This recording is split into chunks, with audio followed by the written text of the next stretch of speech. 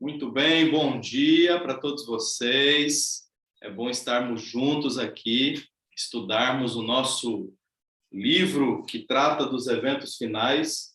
Esta vai ser a nossa nova temporada. Serão algumas manhãs muito bonitas, muito proféticas, nas quais nós vamos descobrir juntos, avançar juntos o nosso estudo e também conhecimento dos eventos finais a essa terra, até que Jesus volte. E hoje, em especial, nós vamos estudar o capítulo 1, a última crise na terra. Este é o capítulo de abertura do nosso livro. E eu te convido a abrir logo de imediato a sua Bíblia em Mateus, no capítulo 25. Eu creio que esta parábola é a parábola que combina perfeitamente com o tema que nós vamos estudar hoje. Mateus capítulo 25 apresenta uma parábola bastante conhecida, a parábola das 10 virgens.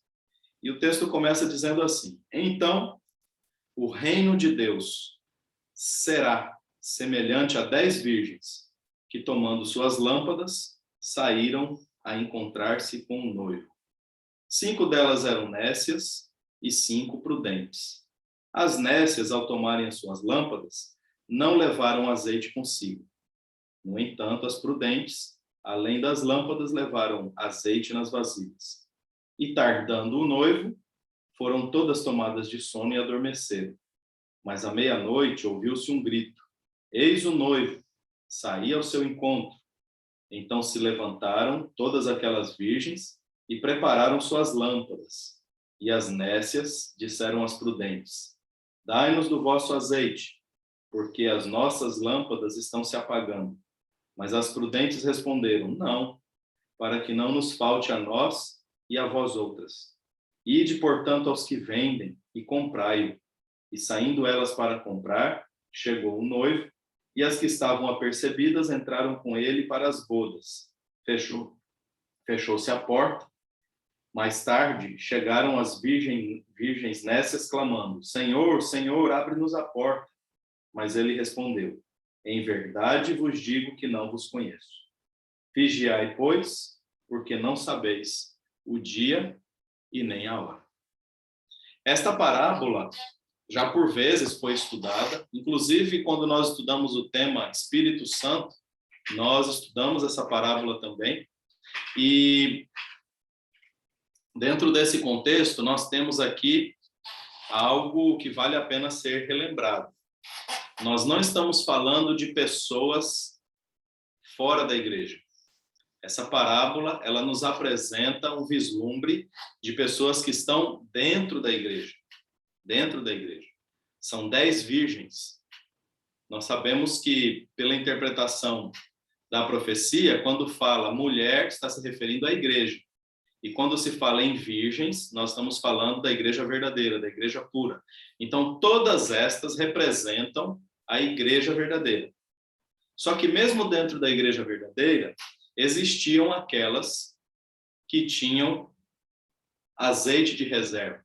Ou seja, é aquelas que buscavam o Espírito Santo, aquelas que tinham um suprimento a mais, aquelas que pesquisavam mais, que buscavam mais conhecimento. O fato é que dentro da parábola existem algumas coisas que atingem a todos. Primeiro, o tempo de tardança. Quando o noivo demora, é representado aqui aquela ideia de que Jesus está demorando de voltar. E essa ideia de que Jesus está demorando a voltar, ela conduz algumas pessoas a irem se esfriando na fé, representado agora pelo sono. Todas elas dormem, não é? Mas todas elas dormem, algumas com suprimento a mais. E quando vem o noivo, todas ouvem que o noivo está voltando. Está chegando, na verdade. Todas, então, têm a mesma oportunidade. E quando elas despertam, as prudentes ou sábias, elas agora preparam suas lâmpadas, e as nécias, Elas agora percebem que não tem suprimento necessário, muito embora o suprimento necessário estivesse à disposição delas o tempo todo e elas não trouxeram a mais. E aí, então, as que são prudentes acompanham a chegada do noivo, entram na festa, e as outras ficam nas trevas, ficam fora, e não encontram mais o azeite, porque ali já era tarde demais. E aí, então, ouvem as duras palavras do noivo: não vos conheço. É uma apresentação, assim, bastante dura, mas é a realidade. Nós vivemos no mesmo contexto, nós vivemos dentro de um ambiente onde a mensagem é apresentada. Nós temos materiais os mais diversos, mas infelizmente nem todos se importam em estudar mais, em coletar mais informações, em saber o que virá, por exemplo, o nosso tema aqui das profecias. E neste capítulo em especial, nós temos algumas frases, logo no começo aí, a ampla apreensão pelo futuro. Estas frases, quando a gente lê, muito embora este livro tenha sido escrito há um bom tempo atrás, ele nos dá a impressão de que foi escrito recentemente. Por exemplo, quando a gente lê aqui, logo aqui vai ficar difícil dizer página, porque existem várias versões, né, desse livro, a paginação é diferente. Mas logo no primeiro tópico, ampla apreensão pelo futuro, nós temos aí uma citação logo inicial que diz assim: o tempo presente é de dominante interesse para todo vivente. Governadores e estadistas, homens que ocupam posições de confiança e autoridade, homens e mulheres pensantes de todas as classes, têm a sua atenção posta nos acontecimentos que tomam lugar ao nosso redor. Os acontecimentos, o que nós temos visto, não chamam a atenção apenas de cristãos, não chamam a atenção apenas de pessoas que estão no contexto de igreja, chamam a atenção de todos. Mesmo os que não conhecem a Bíblia, eles percebem que algo está acontecendo ao redor do mundo e de uma forma bem rápida, de uma forma alarmante. Eles reconhecem que algo grande e decisivo está para acontecer. O mundo está no limiar de uma crise estupenda. E você certamente, conversando com alguém, em uma conversa informal, você certamente já parou para avaliar essas coisas. Você certamente já parou para conversar com outra pessoa e chegaram à conclusão nessa conversa de que o mundo está parecendo assim bem mais agitado, bem mais cheio de problemas sociais, bem mais cheios de pessoas irritadas, pessoas que brigam por pouca coisa do que há tempos atrás. É como se estivesse um turbilhão sendo formado para algo muito maior que vai acontecer. Isso é um senso comum, as pessoas já percebem isso. Nunca estivemos diante de uma geração tão crítica, tão questionadora, tão cheia de problemas. E quando eu falo problemas, nós temos problemas sociais, problemas emocionais, né? Problemas de relacionamento, problemas das mais diversas categorias, e parece que todos eles vão se juntando, formando o que pode vir ser uma grande bomba, né? O livro também mostra que os acontecimentos finais serão rápidos. Os acontecimentos finais serão rápidos. Se você percebe, nos últimos anos, alguns sinais têm aparecido. E, muito embora não seja assim diretamente um sinal profético, eu diria para vocês que a própria pandemia que nós estamos vivendo é algo que nós não imaginávamos. Eu já conversei com várias pessoas e é muito comum ouvir a expressão: eu já tenho tantos anos de vida e eu nunca vi e nem imaginei que algo dessa proporção pudesse acontecer. Você certamente também já teve alguma conversa dessas. Quem é mais antigo já pegou aí períodos da grande fome, não é? Períodos de grandes crises financeiras no Brasil.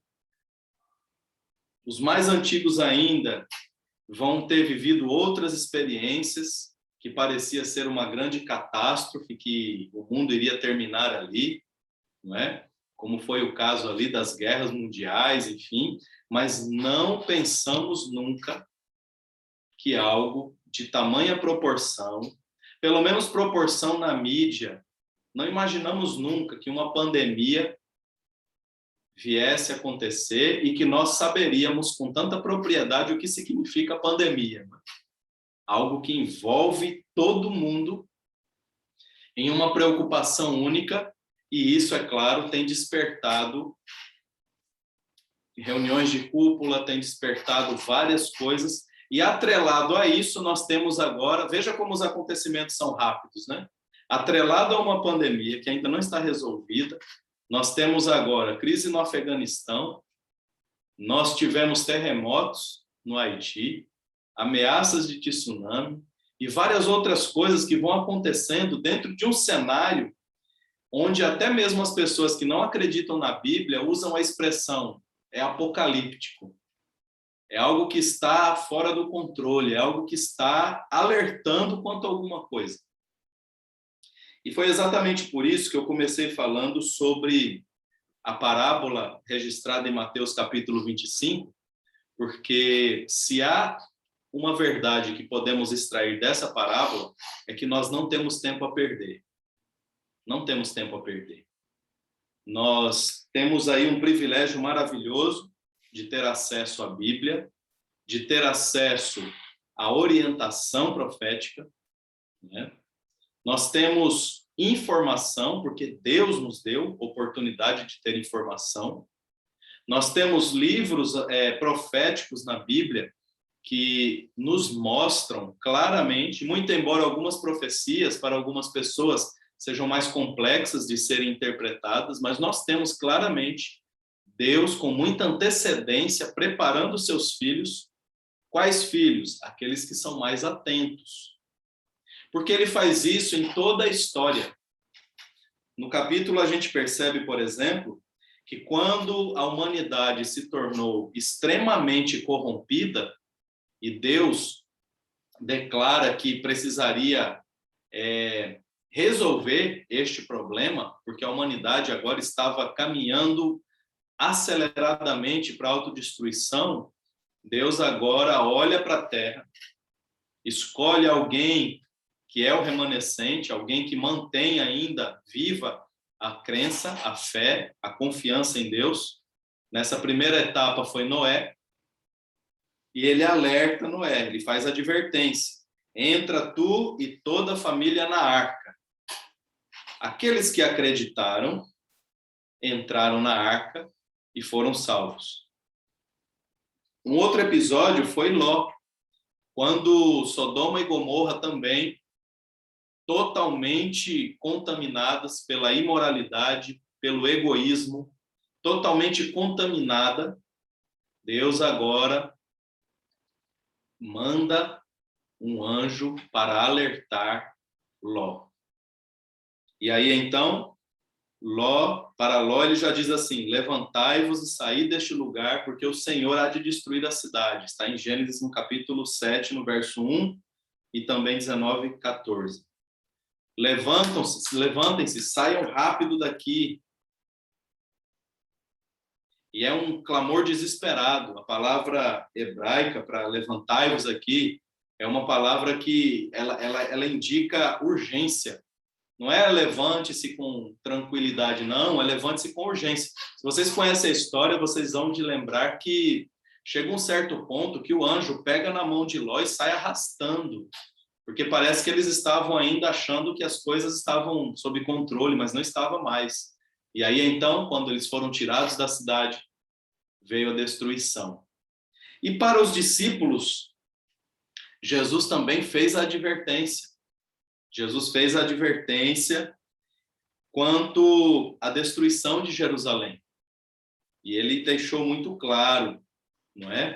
Naquele texto conhecido, orai para que a vossa fuga não aconteça no inverno nem no sábado, não é? Quando vocês virem essas coisas, quem estiver no telhado não desça para dentro da sua casa, quem estiver no campo não volte, alertando os sinais do que haveria de acontecer e o que deveria ser feito, ou seja, quando você perceber isso, fuja. E, de fato, todos aqueles que estavam atentos ao que Jesus havia falado se salvaram. Não foram destruídos por conta da invasão de Jerusalém. E, nesse momento, nós todos estamos, então, no limiar de uma crise estupenda. Estamos, assim, às vésperas de ver ainda coisas muito maiores. Por que eu estou dizendo isso? Porque foi profetizado. Porque nós acreditamos na Bíblia e a Bíblia nos sinaliza todas essas coisas. E é exatamente por esse motivo que amanhã nós iremos estudar de uma forma mais detalhada o capítulo 11 de Daniel.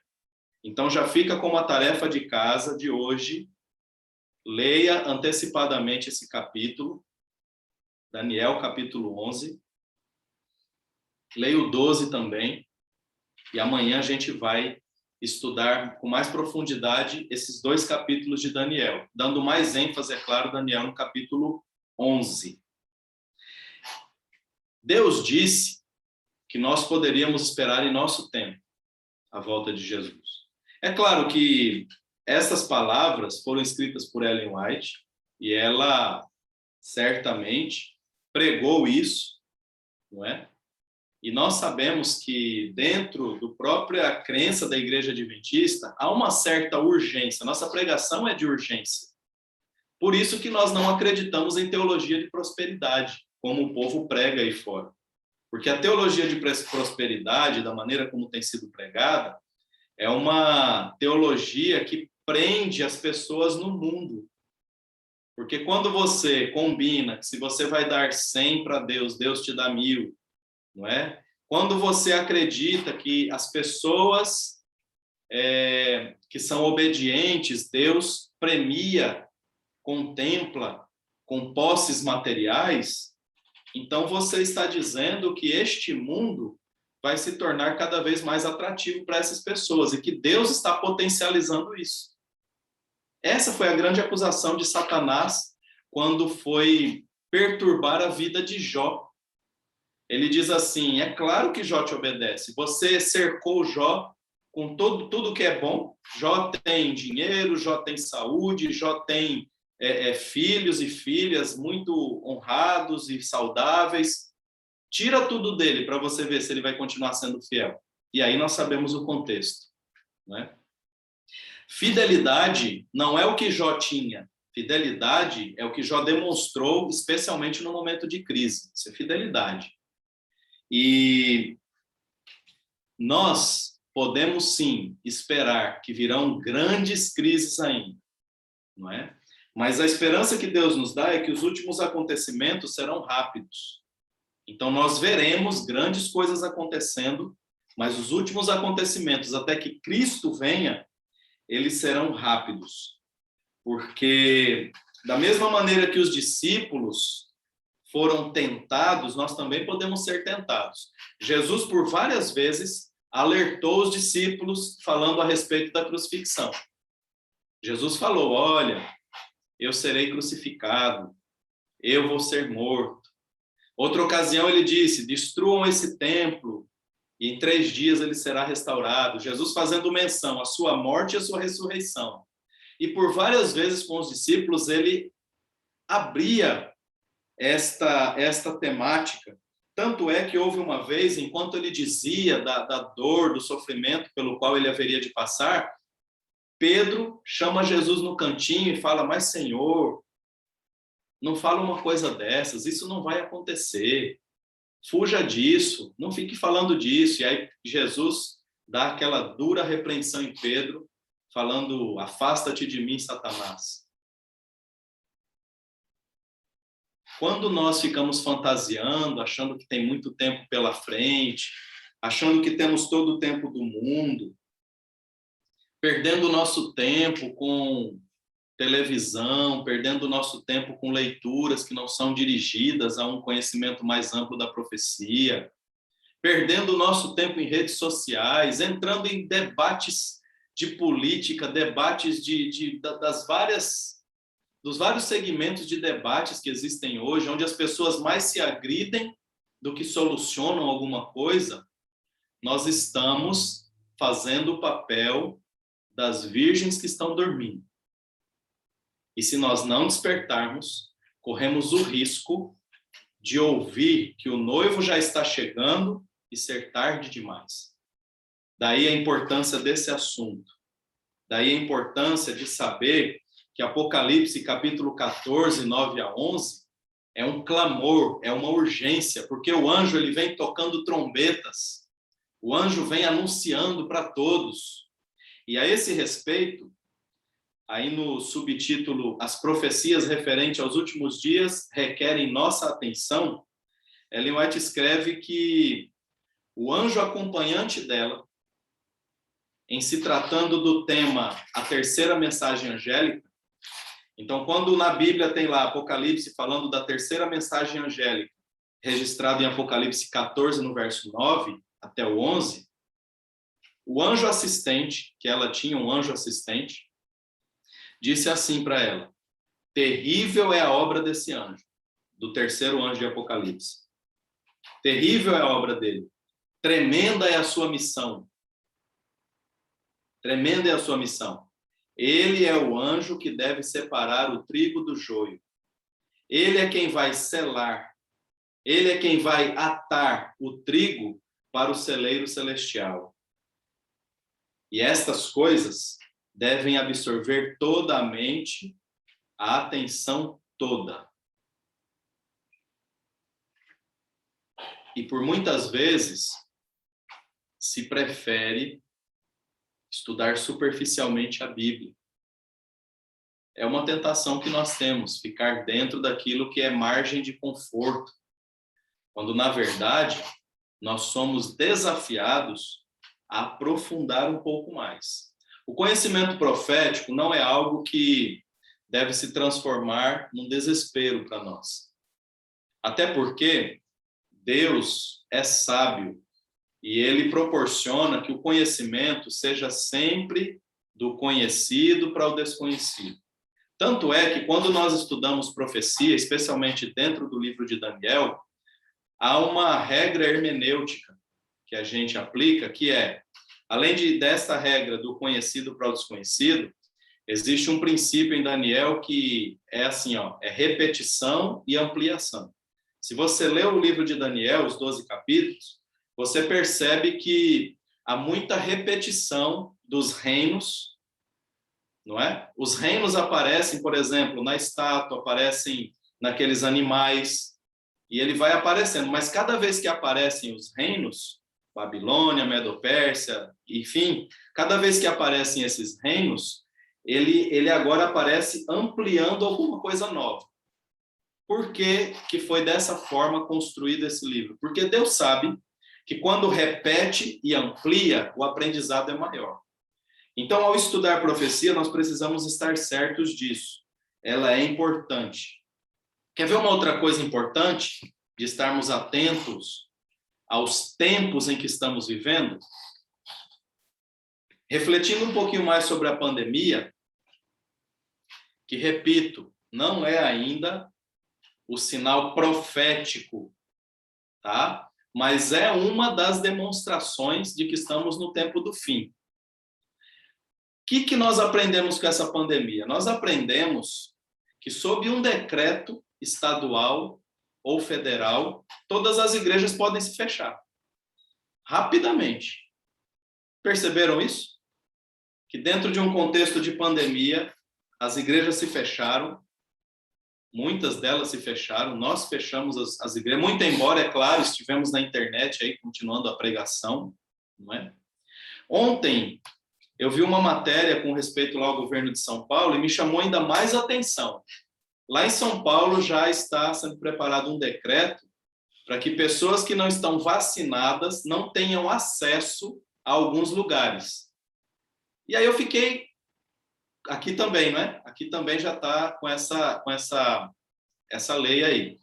Veja como é fácil, gente. Se hoje nós estamos dentro de um contexto pandêmico e nós já podemos ter vislumbres de que igreja pode fechar rapidamente, de que você e eu podemos ser proibidos de entrar em alguns lugares, hoje, é claro, de maneira a precaver um problema de saúde pública, mas isso já não te dá uma ideia de quando você lê que nós seremos proibidos de comprar e vender, aqueles que têm o selo de Deus serão proibidos de comprar e vender, hoje por causa de uma pandemia, mas no futuro muito próximo será por causa da obediência a Deus. As igrejas serão fechadas por causa da obediência a Deus. Os cristãos, fiéis aos mandamentos de Deus e à profecia, serão perseguidos por causa da sua obediência a Deus. E isso combina perfeitamente com aquele cenário do dragão que está irado e ele sai para perseguir o remanescente, que guarda os mandamentos de Deus e tem a fé em Jesus. Então, note, são vislumbres e aqueles que estão atentos ao que acontece no mundo conseguem perceber. Não ficam presos a uma ideia utópica de que o mundo vai voltar a ser o que era antes, de que as pessoas se tornarão mais amáveis um dia, de que toda dor e sofrimento nessa terra vai terminar, porque haverá vacina para todos. Gente, nós não veremos isso acontecer. Porque nós estamos vivendo, na verdade, é o que diz o livro logo no começo aqui. O mundo está no limiar de uma crise estupenda. Não é?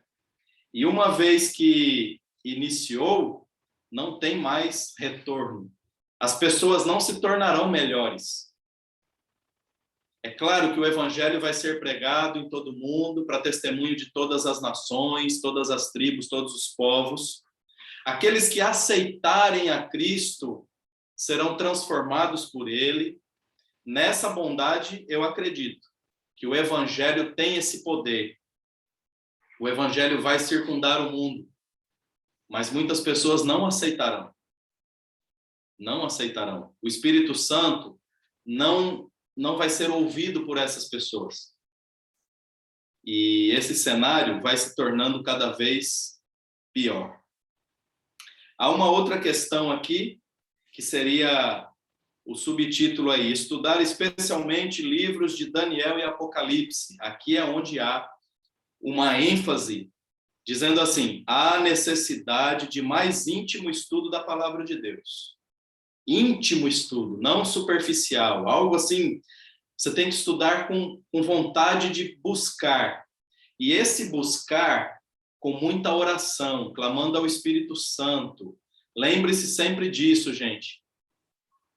A nossa precaução para nos poupar, para nos prevenir do risco de, na busca, quem sabe, de uma nova luz, encontrar-se com uma heresia e acabar pregando heresias, é estar em íntima comunhão com o Espírito Santo. Quando o Espírito Santo está conosco, nós interpretaremos a Bíblia sob direção dele. E nós teremos a mente muito clara. Agora, não se atreva a estudar a Bíblia para conhecer algo novo, para falar algo novo, para se tornar popular. Cuidado, esse tipo de estudo da Bíblia é perigoso. Nós precisamos desesperadamente do Espírito Santo, e é por isso que nós precisamos clamar por ele todos os dias. Então, a necessidade. E se você quer saber por que essa necessidade de Daniel e Apocalipse, abra sua Bíblia, por favor, em Daniel, capítulo 12, verso 9. Vamos dar só aqui um gostinho do que a gente vai estudar amanhã. Daniel, capítulo 12, verso 9.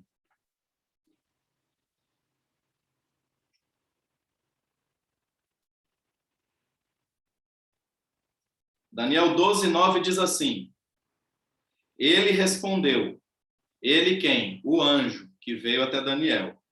Ele respondeu, vai, Daniel, porque estas palavras estão encerradas, trancadas, seladas. Até quando? Até o tempo do fim.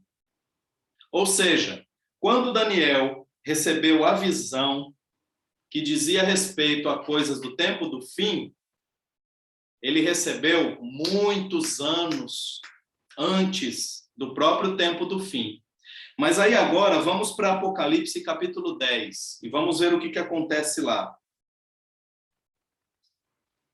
Apocalipse capítulo 10.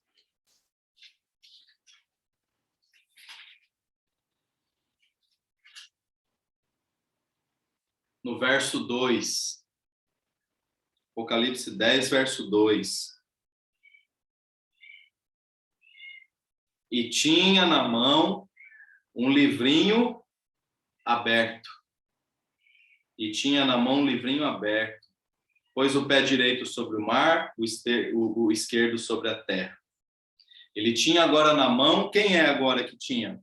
O verso 10 começa dizendo: vi um anjo forte descendo do céu, envolto em nuvem, com um arco-íris em cima da sua cabeça. O rosto era como o sol, as pernas como coluna de fogo. Uma clara descrição de Deus, conforme está registrado no próprio livro de Isaías.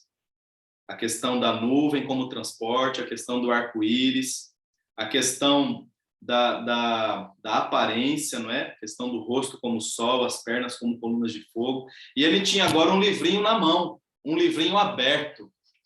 E esse livrinho é o livrinho ao qual ele fala para João: João, toma o livro e come, e devora-o. É claro que nós estamos tratando aqui de um contexto profético, e o devorar o livro representava estudar, esquadrinhar esse livro, conhecer em detalhes. Igual quando a nossa mãe falava para a gente: ó, você vai ter que comer isso aqui para aprender, coma, entra nos estudos com tudo, não é? E o próprio contexto de Apocalipse 10 diz que aquele livrinho, quando João devorou, na boca ele era doce, mas no estômago ele ficou amargo. Que livrinho era esse? Muitas pessoas aqui já sabem, né? Este livrinho é o livro de Daniel, que na época de Daniel, lá no capítulo 12, Daniel não compreendeu, ele passou o tempo clamando a Deus que explicasse para ele, mas aí Deus fala para ele: olha, sela o livro, porque não é para a sua época. Esse livro é para outro tempo, para o tempo do fim. E agora em Apocalipse 10, aonde nós interpretamos, inclusive, o próprio surgimento da Igreja Adventista do Sétimo Dia, nós encontramos aqui o anjo dizendo para João: o livro está aberto, agora você precisa devorar esse livro. Se você perceber, o livro de Daniel foi um livro extremamente estudado na época de Guilherme Miller. Tanto é que Guilherme Miller, Padre Manuel Lacunza e antes dele outras pessoas esquadrinharam o livro em detalhes, estudaram cada verso, cada palavra do livro, e porque aquilo que era doce na boca, que era a volta de Jesus, se tornou amargo no estômago, porque foi o grande desapontamento de 23 de outubro de 1844. Né? Então, nós temos aqui uma declaração. Por que estudar profecia? Para não corrermos o risco de sofrer o que os discípulos sofreram. Jesus falou para os discípulos insistentemente: olha, eu serei crucificado, mas eu vou ressuscitar. E os discípulos estavam pensando que se tratava de uma libertação do jugo romano.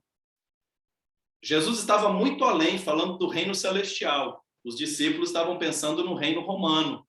Eles imaginavam que, de alguma forma, Jesus iria acabar com o domínio romano e que eles agora iriam assumir. Mas, na verdade, Jesus estava falando: eu vou morrer e vou ressuscitar para vencer a morte, para que a humanidade tenha vida eterna. A falta de atenção dos discípulos fez com que eles sofressem desnecessariamente. A falta de atenção dos discípulos fez com que eles padecessem angústia, sofrimento. E eles tiveram, é claro, a oportunidade de ver depois Jesus ressuscitado. Mas muito sofrimento poderia ter sido poupado se eles conhecessem as Escrituras. Aliás, se eles conhecessem a profecia que o próprio Jesus tinha dado para eles. E hoje nós estamos na mesma situação. E nós precisamos manter este assunto profético diante de todos. A última parte do capítulo de hoje tem uma citação nesse subtópico. O assunto deve ser mantido perante o povo. Ali no parágrafo, pior que eu estou falando pelo meu aqui, nem adianta, né? No meu é o 6º parágrafo, que eu não sei se vai combinar com o seu. Deus estabeleceu, porém, um dia para término da história do mundo. E o texto diz assim: e será pregado este evangelho, o evangelho do reino, por todo o mundo, para testemunho de todas as nações. Então virá o fim. Este evangelho do reino será pregado em todo o mundo, para testemunho de todas as nações. Então virá o fim.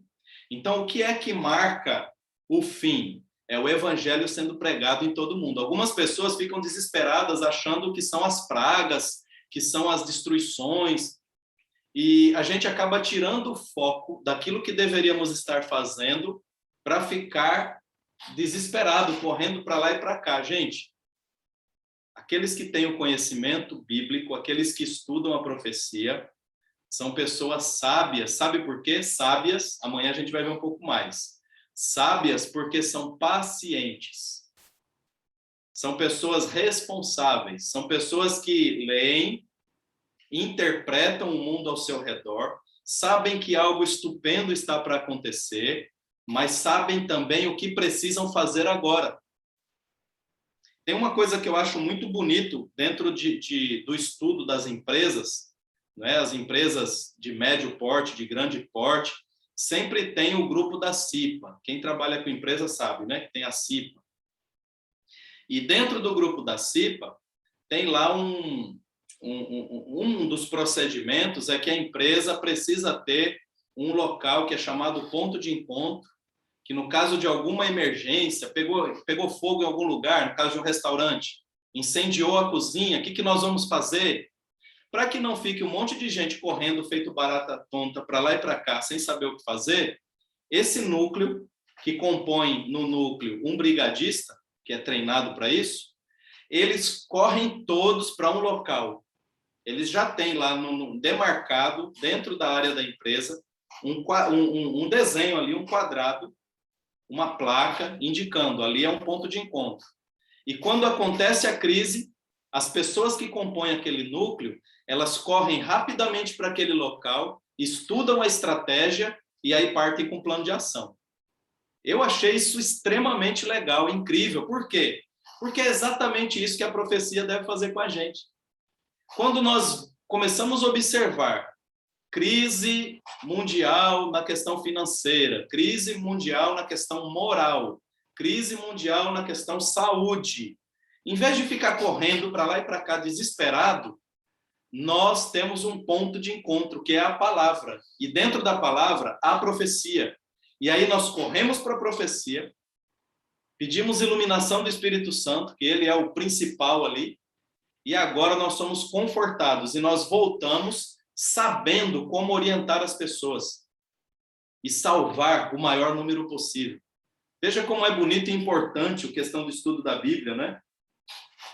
E uma coisa muito importante também que nós devemos saber é que o que está acontecendo não deve ser motivo para criar mais tumulto ainda no mundo, com pregações sensacionalistas, não é? Com conteúdos para gerar mais desespero nas pessoas. Jesus nos chamou para proclamar o evangelho em todo o mundo. Essa é a mensagem. E o evangelho do reino será pregado em todo o mundo para testemunho de todas as nações, então virá o fim. Por que o evangelho? Porque o evangelho traz esperança e não desespero. O evangelho traz esperança. Talvez você esteja convivendo com pessoas que, ao perceber a crise iminente e não ter contato com a Bíblia, estejam entrando em processo de ansiedade, alguns entram em processo de depressão, alguns, quando percebem que seus negócios começam a ruir, começam a pensar em suicídio, e aí vem o Evangelho para trazer esperança, paz para essas pessoas.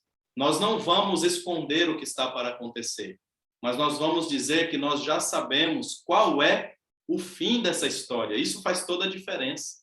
As pessoas ficam ansiosas quando elas não sabem o que virá, mas quando Deus nos mostra claramente o que é o fim, então nós sabemos que passaremos por tribulações, passaremos por crises, mas no final nós teremos a vitória, porque Jesus Cristo já venceu. Isso é o Evangelho. E isso traz paz e traz conforto. Portanto, há um tempo de angústia, último parágrafo do capítulo.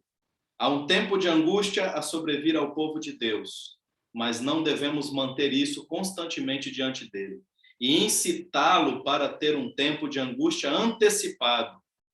Haverá uma sacudidura entre o povo de Deus, mas isso não é a verdade presente a ser levada para as igrejas. Haverá sim a sacudidura, mas de que adianta as pessoas saberem que haverá sacudidura apenas para ficarem desesperadas? É nesse ponto que nós temos que levar o Evangelho. O Evangelho nos deixa preparados para o tempo da sacudidura. Que Deus nos abençoe e eu espero que nesta manhã tenhamos conseguido captar aí um momento especial que estamos vivendo, mas uma esperança extraordinária também que está prestes a acontecer. E aqui, como o próprio Daniel mencionou, aqui é o nosso ponto de encontro, né? Aqui é um dos pontos de encontro para poder captar, estudar a profecia e levar esperança para outras pessoas. Que o Senhor Jesus te abençoe e amanhã não perca. Amanhã nós vamos estudar o capítulo 11 de Daniel e eu peço que você, por favor, leia antecipadamente. Mesmo se você não compreender um ponto ou outro, vai grifando na sua Bíblia, porque amanhã nós faremos um estudo bem exaustivo do capítulo 11 de Daniel, ok? Que o Senhor Jesus conceda a você um ótimo dia, um dia de felicidade, um dia de muita alegria, e gostaria de orar agora com você, pedindo essas bênçãos. Vamos orar?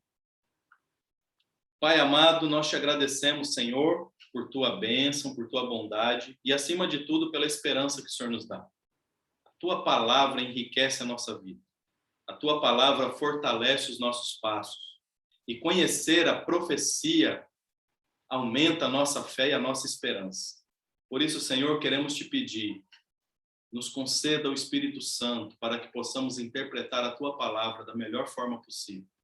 Aliás, interpretar a tua palavra da única forma possível, conhecendo exatamente quem é o Senhor, quais são seus planos para a humanidade e quais as bênçãos que o Senhor tem reservadas para cada um de nós. Livra-nos, ó Pai, de todo mal, de todo perigo e continua conosco nesse dia. Nós te pedimos em nome de Jesus. Amém.